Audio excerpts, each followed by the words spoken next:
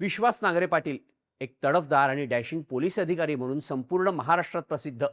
फक्त पोलीस दलातल्या त्यांच्या कामगिरीमुळेच नाही, तर सार्वजनिक कार्यक्रमातल्या भाषणांमुळे, इन्स्पिरेशनल बोलण्यामुळे त्यांची लोकप्रियता प्रचंड आहे.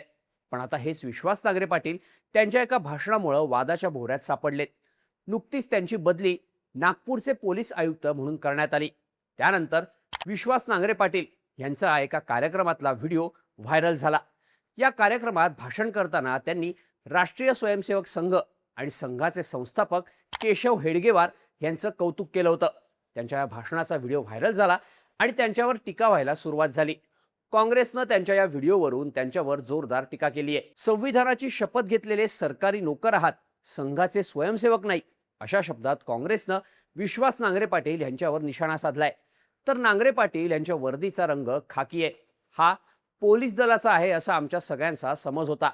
तो रंग संघाच्या आधीच्या खाकीचा आहे हे आत्ताच कळलं, अशा शब्दात मनसे अध्यक्ष राज ठाकरेंनी विश्वास नांगरे पाटील यांच्यावर टीका केली आहे. विश्वास नांगरे पाटील यांनी संघाचं कौतुक करून नागरी सेवकांच्या नियमांचं उल्लंघन केल्याचं म्हणत काँग्रेसने त्याच्या चौकशीची मागणी सुद्धा केली आहे. या सगळ्यामुळं राष्ट्रीय स्वयंसेवक संघाचं कौतुक करणं हे IPS अधिकारी विश्वास नांगरे पाटील यांना अडचणीत आणणारं ठरू शकतं असं आता म्हटलं जात आहे.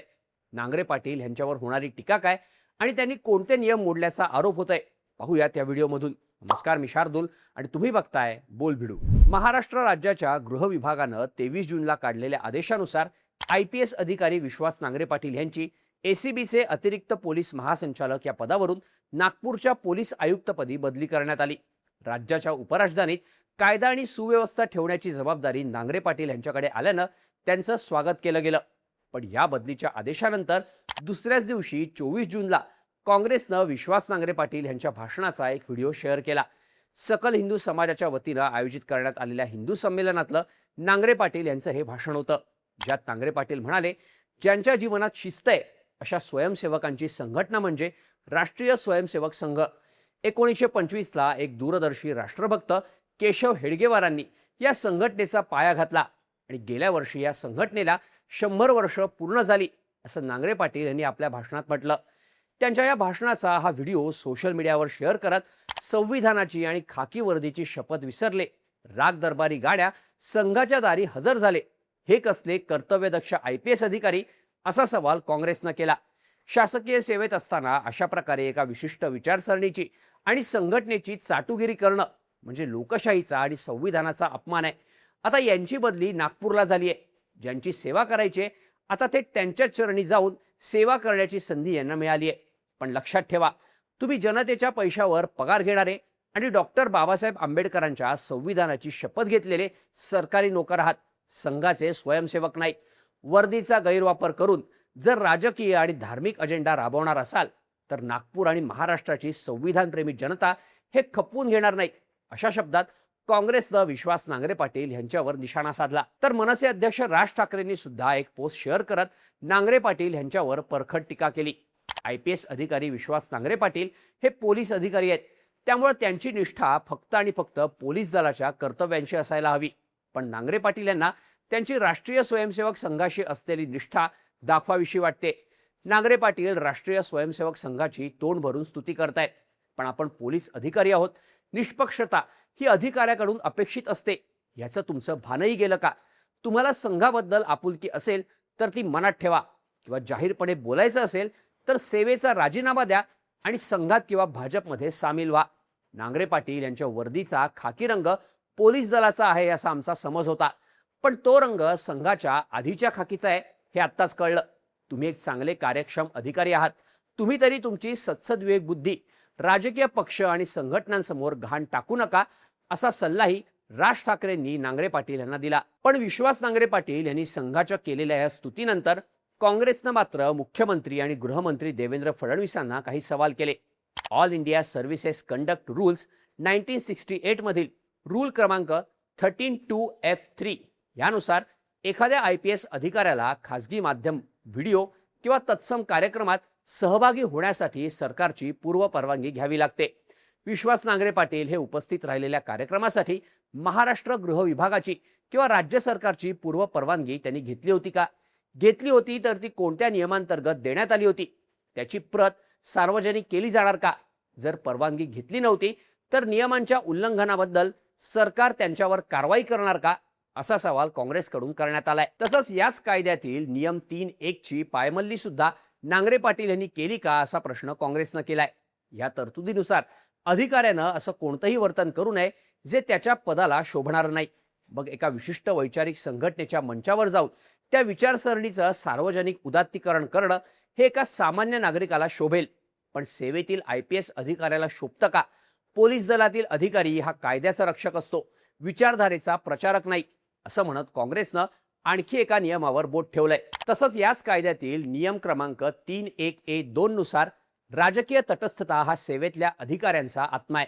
मग संघाच्या मंचावर जाऊन विचारसरणीचं कौतुक करणं ही तटस्थता आहे की एका विशिष्ट राजकीय वैचारिक प्रवाहाशी सार्वजनिक निष्ठा व्यक्त करणं? असाही सवाल काँग्रेसनं केलाय. काँग्रेसनं केलेला चौथा प्रश्न म्हणजे all India services conduct rules 1968 चा नियम 3(2)(b)(2) प्रत्येक अधिकाऱ्याला संविधानाच्या सर्वोच्चत्वाशी बांधून ठेवतो. संविधान कोणत्याही एका धर्माचं, जातीचं किंवा विचारधारेचं नाही, ते सर्व भारतीयांचं आहे. मग एका संविधानिक अधिकाऱ्यानं एका विशिष्ट वैचारिक संघटनेच्या मंचावर जाऊन तिचे सार्वजनिक गुणगान करणं ही संविधानिक तटस्थता आहे का? नियम 3(2)(b)(6) अधिकाऱ्याला त्याच्या अधिकृत कर्तव्यांवर परिणाम होईल कोणत्याही संघटना किंवा व्यक्तीच्या प्रभावाखाली जाण्यापासून रोखतो. मग आज एखादा अधिकारी सार्वजनिकपणे एका विशिष्ट विचारधारात्मक संघटनेच्या मंचावर गौरवोद्गार काढतो, तेव्हा उद्या त्याच्या निर्णयांवर त्या विचारधारेचा प्रभाव पडणार नाही याची खात्री कोण देणार? तसंच नियम 5(1) म्हणतो, सेवेतील कोणताही अधिकारी राजकारणात भाग घेणाऱ्या कोणत्याही संघटनेशी संबंधित असणार नाही. मग संघाच्या मंचावर जाऊन सार्वजनिकरित्या गुणगान करणं हे त्या संघाशी संबंधित असणं असं मानलं जाणार नाही का? असे 6 सवाल विश्वास नांगरे पाटील यांनी केलेल्या संघाच्या कौतुकावरून काँग्रेसने फडणवीसांना केलेत. तसंच या प्रकरणाची चौकशी व्हावी आणि नियमांचं उल्लंघन झालं आहे का हे सरकारनं स्पष्ट करावं, अशी मागणी सुद्धा काँग्रेसकडून करण्यात आली आहे. आता काँग्रेसनं उपस्थित केलेले हे प्रश्न गंभीर असले तरी त्यातून विश्वास नांगरे पाटील यांनी नियम मोडल्याचं ठळकपणे स्पष्ट होत नाही. All India services conduct rules अंतर्गत नियमभंग सिद्ध करण्यासाठी वस्तुनिष्ठ चौकशी आणि ठोस पुरावे गरजेचे असतात. नियम 13 संदर्भात सगळ्यात महत्त्वाचा मुद्दा म्हणजे कार्यक्रमासाठी आवश्यक परवानगी घेतली होती की नाही. याबाबत सरकार किंवा गृह विभागाकडून अजूनपर्यंत कोणतीही अधिकृत माहिती समोर आलेली नाही. तसंच नियम 3(1), 3(1)(a) किंवा 3(2)(b) च्या बाबतीतही एखाद्या भाषणातून प्रत्यक्ष राजकीय निष्ठा व्यक्त झाली की फक्त सामाजिक कार्याचं कौतुक झालं हे तपासावं लागतं. तसंच नियम 5(1) मधील असोसिएशन हा शब्द केवळ एखाद्या कार्यक्रमाला उपस्थित राहण्यापुरता लागू होतो की त्यासाठी सखोल संबंध आवश्यक असतात याचाही कायदेशीर अर्थ लावावा लागतो. या सगळ्यामुळं विश्वास नांगरे पाटील यांनी संघाचं कौतुक करून नागरी सेवकाच्या नियमांचं उल्लंघन केलं हे सध्या तरी सिद्ध होत नाही. तसंच महाराष्ट्र सरकारच्या सामान्य प्रशासन विभागानं काढलेलं 15 फेब्रुवारी 1982चं हे परिपत्रक बघितलं तर महाराष्ट्र नागरी सेवा वर्तणूक नियम 1979च्या नियम 5 मधल्या तरतुदीनुसार सरकारी कर्मचारी राष्ट्रीय स्वयंसेवक संघ आणि जमाते इस्लामीच्या कार्यात प्रत्यक्ष किंवा अप्रत्यक्षपणे सहभागी होऊ शकत नाही. त्यांची मुलं किंवा त्यांच्या कुटुंबातील इतर कुठल्याही व्यक्तीनं सुद्धा जर या संघटनांच्या कार्यात सहभाग नोंदवला तर त्यासाठी सुद्धा संबंधित सरकारी कर्मचाऱ्याला जबाबदार धरलं जाईल, असं या परिपत्रकात सांगण्यात आलंय. पण कायदेतज्ञांच्या मते हे नियम महाराष्ट्राच्या नागरी सेवेतले अधिकारी आणि कर्मचाऱ्यांना लागू आहेत, पण IAS आणि IPS या देशपातळीवरच्या नागरी सेवांसाठी हे नियम लागू आहेत की नाही याबाबत कोणतीही स्पष्टता नाही. त्यामुळे विश्वास नांगरे पाटील यांच्यावर आरोप होत असले तरी सोमवार 29 जून पासून नागपूरचे पोलीस आयुक्त म्हणून ते पदभार स्वीकारणार असल्याचं सांगितलं जात आहे. तुम्हाला या सगळ्याबद्दल काय वाटतं?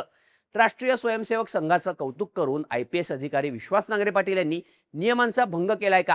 ह्याबद्दलच्या तुमच्या प्रतिक्रिया कमेंट करून नक्की सांगा आणि अशाच माहितीपूर्ण व्हिडिओजसाठी बोल भिडूच्या YouTube चॅनलला सबस्क्राईब करायला विसरू नका.